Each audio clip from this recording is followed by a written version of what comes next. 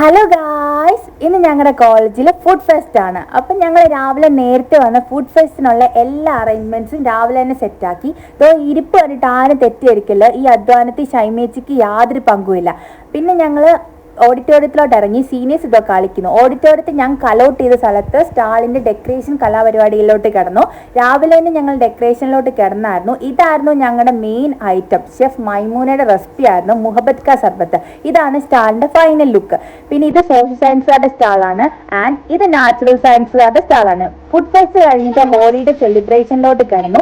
First തന്നെ ഒരു game ആയിരുന്നു. ഈ ബോള് ആ ബാസ്കറ്റ് വീണ കളർ അടിക്കത്തില്ല, വീണിലെ കളർ അടിക്കും. അതായിരുന്നു ഗെയിം. 1-2 പേരുടെ ശ്രമങ്ങൾക്ക് ശേഷം നമ്മുടെ താരം നികിത വന്നു. നികിതയുടെ ഒറ്റ അറ്റംപ്റ്റിൽ തന്നെ അത് സക്സസ് ആയി. പക്ഷെ അവിടെ ഉള്ളവർ സമ്മതിച്ചു കൊടുത്തില്ല, നികിതന്റെ കളർ അടിച്ചു. പക്ഷെ നികിത വിട്ടുകൊടുക്കാൻ നികിത ഒട്ടും തയ്യാറായില്ല.